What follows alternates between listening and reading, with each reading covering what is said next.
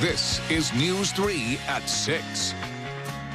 A lot of fire, smoke, and a large explosion being heard. We have several reported injuries, several burned individuals. They were covered. They were covered in whatever was, in the air. It's definitely going to be a hard hit for this community. A Columbia County community in shock after an explosion at a corn milling plant in Cambria. 16 people were inside the Didion milling facility at the time of the blast. Dozens of emergency departments responded after calls first came in at 11 o'clock last night.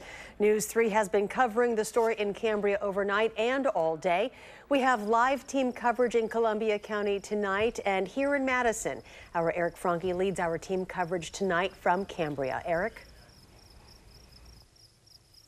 Good evening, Charlotte. We are just a short distance down these railroad tracks from the Didion milling plant, as you can see off in the distance behind us on this side of those silos. And we just walked up there a short moment ago, and there are still quite a few emergency personnel on site sifting through that rubble at the Didion milling plant looking for two individuals who are still missing after that explosion last night. One person died, as we have reported throughout the course of the last 24 hours. 13 others injured. The company that owns the plant says it's still too early to tell exactly what triggered that explosion. It's being felt in different ways in this small community.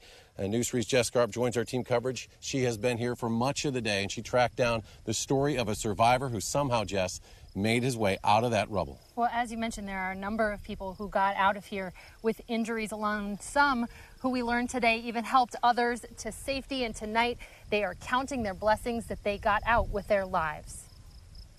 I know exactly where I was underneath that garbage pile. Dallas Osterhoff has been looking at pictures of what's left of his longtime employer, marveling to his family that he made it out alive. Lucky. I got a 7-month-old grandson and a 3-year-old granddaughter, and my nieces and nephews. That's what, after I got out of that chair that I was pinned in, I said I got to go home to see them guys. Osterhoff works maintenance and says he didn't hear the explosion that rocked Cambria at 11 last night. Instead, there was only black. The wall started crumbling in, and that's when I put my arms up like that, and it just kept coming in. He crawled through the warehouse rubble for 45 minutes, helping 2 female co-workers, 1 pregnant, out of the darkness and to safety. I was sort of the first one over there, and then they said, "You get in." And I was like, "No, her first." On the outside, village board member Shannon Dunnahy's family heard the blast, and they arrived on scene before first responders. The one that I looked at, his face was covered with soot. His clothing was burnt and everything. And he just looked at me, and I said, "I have water," and he's like, "Yes." Osterhoff knows he's one of the fortunate ones and still can't wrap his mind around what may have happened. This one was something different. I don't know what malfunctioned. But I'm glad I got out of there. I'm really sorry the ones that didn't.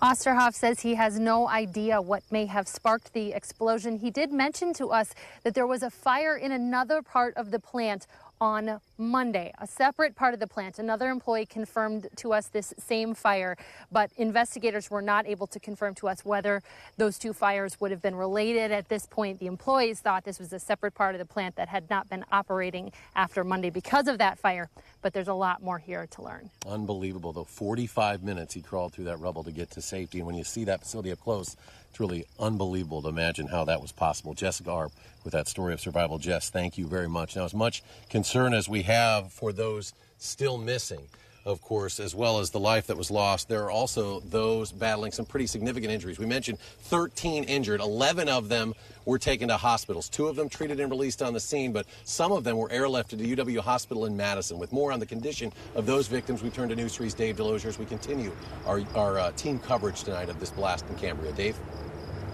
Yeah, Eric, you know, 5 of the victims, as you said, were transported the 45 miles from the scene of the explosion to UW Hospital, and they came here by medical helicopter. Now, they were brought here because UW Hospital is a level 1 trauma center. Now, here's what we know. We know that of the 5 individuals that were transported here, 4 are currently being treated in the burn unit here at the hospital. We also know that 1 patient is being treated in the Trauma and Life Support Center, which is an intensive care unit. Now, earlier today, my colleague Jessica Arp spoke to the aunt of one of the victims of this explosion, and they too are just trying to figure out what happened. Just that he lost both of his legs. They were praying for him too, and praying for his mom and dad especially, because this has got to be pretty hard for them. Now, at this point, we do not know the condition of the 5 individuals that are here at UW Hospital. But, Eric, considering the fact that all were transported here by medical helicopter and considering the units that they're being cared for in, it certainly probably speaks to the severity of their injuries.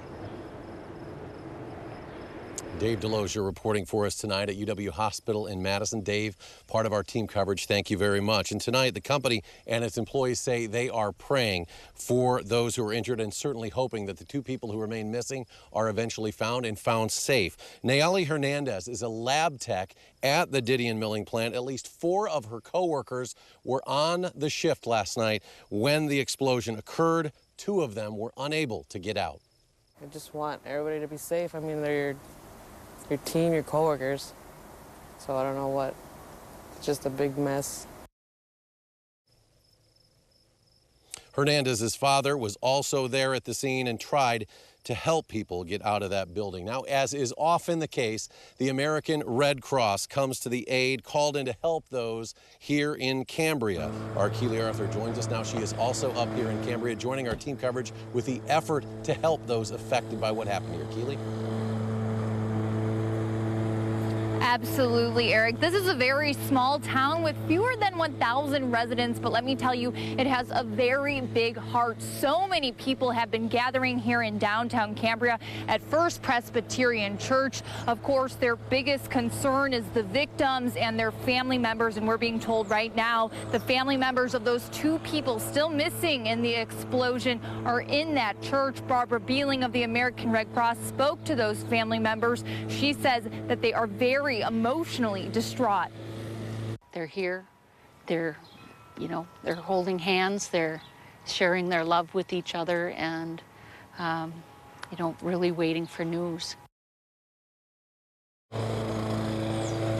And there is going to be a lot more support here tonight. There's a mental health counselor inside and a nurse, and the pastor at First Presbyterian Church right behind me is going to hold a candlelight vigil at 7 o'clock. It's open to anyone, and hopefully that can help in some of this healing. Eric? Keely Arthur reporting, joining us up here in Cambria today. You learn a lot about a community. We're learning a lot about Cambria and just how close-knit it is. Keely, thank you very much. We'll have more on those affected tonight on News 3 at 10. We also have learned tonight that Didion Milling has had numerous federal labor violations related to safety issues over the past decade or so. In fact, OSHA cited the company back in 2011 for failing to protect employees from possible dust explosion hazards. The case was actually closed in 2013. It is just one of nearly a dozen violations that the feds have reported at the milling and nearby ethanol plant since 2007. Now, Didion Milling is expected to release more information in the coming days. There is also a vigil slated for tonight. That'll be coming up shortly. And the Cambria Fire Chief, Cody Doucette, will be holding a press conference tonight at 7:30. That will be held at the Cambria Community Room. That's over on West Edgewater. We'll have the latest developments from that tonight at 10. We also want to mention that both the vigil and the press conference will carry live at channel3000.com. You can also watch it through the Channel 3000 Facebook page. But, of course, much more coverage of what happened in Cambria coming your way tonight. Let's head it back to Charlotte in Madison. Eric Franke leading our team coverage from Cambria tonight. Eric, thank you. A community service and prayer vigil is being held tonight at 7 o'clock at Cambria's First Presbyterian Church, as we heard Keely report just moments ago. Meanwhile, a benefit fund to help the victims in the plant explosion and their families has been created at Cambria's National Exchange Bank. The Old Mill Foundation asks anyone who is interested in making a donation to send it to the address you see there on your screen. And you can also find that information along with the latest on this developing story out of Cambria on our website, channel3000.com. Back in Dane County, first responders are at the scene of a motorcycle crash on the westbound lanes of the Beltline at I-90. I-90 is backed up to Cottage Grove, and we will continue to update you here on News 3 and channel3000.com. Stay with us. News 3 at 6 continues after this short break.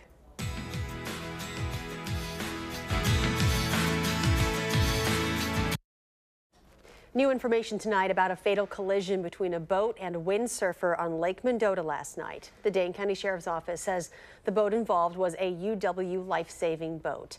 Our Jenna Middaugh has more on the investigation. The Dane County Sheriff's Office dive team was back in the water today trying to figure out how a UW rescue boat returning from a call collided with a windsurfer, killing him. Lake Mendota was quiet Thursday morning as investigators searched the water for evidence from Wednesday evening's fatal collision. And it was just an extremely tragic incident last evening on our lake. Sheriff's deputies say a UW rescue boat collided with a 43-year-old Madison man who was windsurfing near UW's life-saving station. UW says the windsurfer had checked his gear out from the Hoofer Sailing Club at Memorial Union, which was closed Thursday. Sheriff David Mahoney says he's not aware of any previous collisions involving a UW rescue boat. The Sheriff's Office asks anyone who saw the collision or might have video of it to call the tip line at 608-284-6900. In Madison, Jenna Middaugh, WISC News 3. The University of Wisconsin issued a statement today saying we are deeply saddened by this loss of life. UW-Madison strives for safety on Lake Mendota at all times through all units that operate on the water. Still ahead tonight, there is a new official state dairy product. We take you to Mineral Point, where the governor signed off on the bill lobbied by fourth grade students. That's next on News 3 at 6. I'm meteorologist Gary Cadalti, live in Verona for Hometown Days. Beautiful weather, should be a pretty nice weekend overall. I'll have your first alert forecast in just a few minutes. Welcome back. It is official. The new dairy product for Wisconsin is cheese.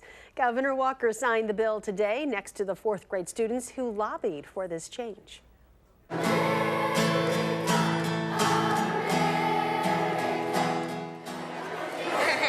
Welcome to Mineral Point Elementary School. This is a day of excitement. It's a day of joy. Who here likes cheese? Guess who won for the best cheese in the entire world? 1, 2, 3. Wisconsin! Wow. Never did we think that it would happen this year or this quickly. Actually, some came up and testified. We're part of the process. I was excited, but at the same time, I was really nervous. You want lobster, you go to Maine. You want cheese, you come to Wisconsin. There are so many towns in Wisconsin, and for the spotlight to be pointed on us, and for us to go down in history, it's something that we'll never forget. And to think that we've made history right here in Mineral Point, unbelievable. Even as fourth graders, they could have a positive impact on state law. Hey, a bunch of kids came up with this idea, and it's pretty cool that way. We have a very big milk industry, and we have a greater cheese industry. Why wouldn't cheese be a state dairy product? We kind of wanted to make cheese more important in our state, and that with it being the new state symbol, that really helped. The kids have been anxious and excited for this day for many, many months. I have a feeling next year's third graders, when they get into fourth grade, they're going to be asking, what state symbol are we going to propose, Mrs. Doyle? What are we going to do this year? And it's going to be hard to top this. Do you think you could try it with the transportation budget?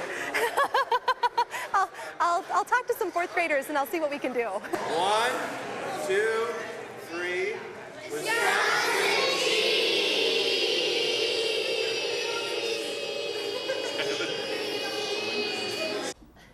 That's a long cheese. News 3 photojournalist Doug Wall bringing us that story tonight. Our chief meteorologist Gary Cadalti joins us now live from Verona's Hometown Days. And what a beautiful day to kick off the festival, Gary.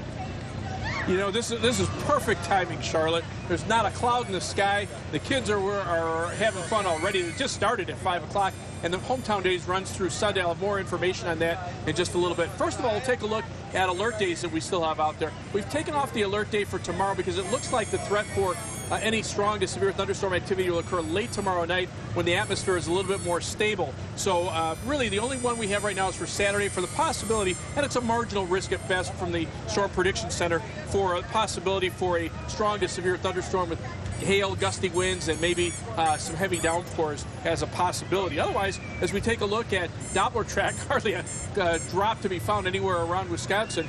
The severe weather outlook for tomorrow night actually does call for the potential, at least, for an isolated strong to severe thunderstorm, even into southern Wisconsin. But again, I think the threat is going to be later on tomorrow night. So at this point, I think if we do see a threat, it's more likely to be on Saturday. And the higher threat is actually going to be north of us, closer to the warm front.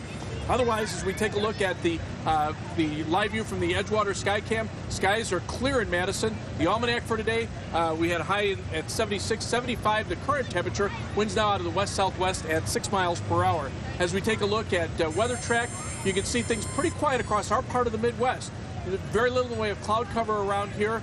There is a warm front to our south and west, and as that comes in, we'll see the humidity increase a little bit. So because of that, that's when we'll see the chances for showers and thunderstorms go up a little bit later on tomorrow night and into Saturday and possibly into Sunday as well. But our forecast for tonight calls for skies to be mostly clear. Temperatures will drop to a low of about 54. Then for tomorrow, look for a high temperature of 80, taking the rain out of the forecast for tomorrow, so look for partly sunny skies.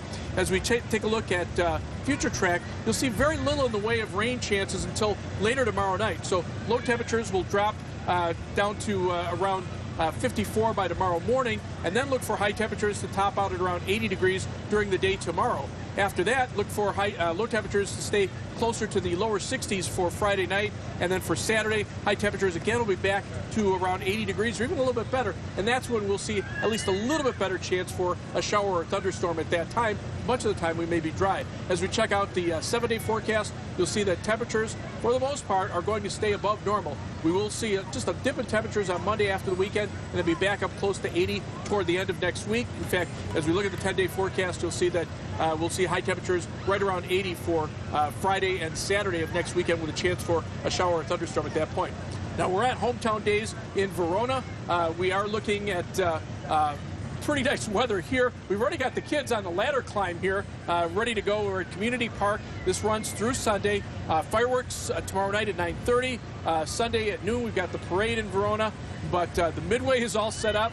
Kids are already on some of the rides. The food here is great. I've already had some lemonade and a burger from the Optimist tent. But you can see, whoa, good tries trying to go up the ladder. But the Midway is all set up. Lots of fun here in Verona. And again, come on out. It's on Verona Avenue, just south of Verona Avenue at Lincoln Street. Runs until Sunday. Runs every night until midnight or a little bit after that. The Packers signed another draft pick, and is he excited to be in Green Bay or what? We'll hear from Jamal Williams in sports. Hi, I'm Michelle Carolla. Tonight on the news at 9, the U.S. officially pulled out of the Paris Climate Accord. That decision by President Trump in detail, plus your Foxcast. It's first on Fox at 9.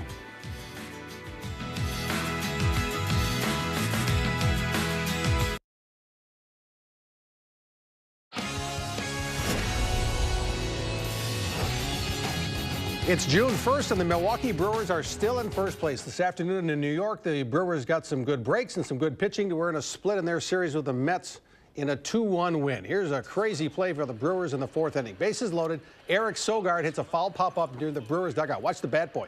Tries to get out of the way, but hits Wilmer Flores' elbow, and he can't catch it. Now, originally it was called an out, but the umpires correctly rule unintentional interference and no out. Well, somebody's got to be out. And Mets manager Terry Collins is thrown out. Well, Chase Anderson threw 7 shutout innings, allowing only 3 hits, and Corey Knebel closed the door in the 9th as his fastball touched 99 miles an hour. The Brewers win 2-1 over the Mets. In St. Louis, the Cardinals kept pace with the Brewers, beating the Dodgers. Big day for pitcher Adam Wainwright. A 2-run homer at the plate and 6 shutout innings on the mound. St. Louis 2, Los Angeles nothing. So here's the up-to-date standings in the NL Central. The Brewers lead over the Cardinals, stays at a game and a half. The Cubs are off today. They're now 3 behind the Brewers. Milwaukee hosts the Los Angeles Dodgers tomorrow night at Miller Park. The Packers made some player moves today. The most notable was releasing their punter from last season, Jacob Shum. Shum had a lingering back injury that led to his release. They also signed their 4th-round draft pick running back Jamal Williams, leaving only 1 draft pick, 3rd-rounder Montrevious Adams, unsigned. Think Williams is excited to be a Packer? Oh, yeah, you know, when you walk in, you see that number 30 Williams on there. I was like, ooh, I made it in. They didn't let me in here. I'm just playing. Well, the NBA Finals finally begin tonight. Game 1 between the defending champion Cavaliers and Warriors is at Golden State. They'll play 2 in Oakland, 2 in Cleveland, then go back and forth for the final 3 games if needed. If it does go 7 games, the NBA season would end June 18th. It seems like it just goes on and on and on. I think when Jimmy the Groundhog sees his shadow, there's 6 more months of basketball season after that. I think. That seems about pretty accurate. How about that, Jamal? He's ecstatic. That was like your first day of work here. You were looking around going, man, that is so great. That's fantastic. Okay, we do have a traffic note to pass along to you tonight. The Interstate 3990 southbound ramp to the westbound Beltline is closed due to a crash involving a motorcycle. We will continue to update you here on News 3 and channel3000.com. Stay with us right here on News 3. Have a great evening, and we will see you back here at 10 o'clock. WISC-TV3, winner of 3 National Edward R. Murrow Awards, including Overall Excellence.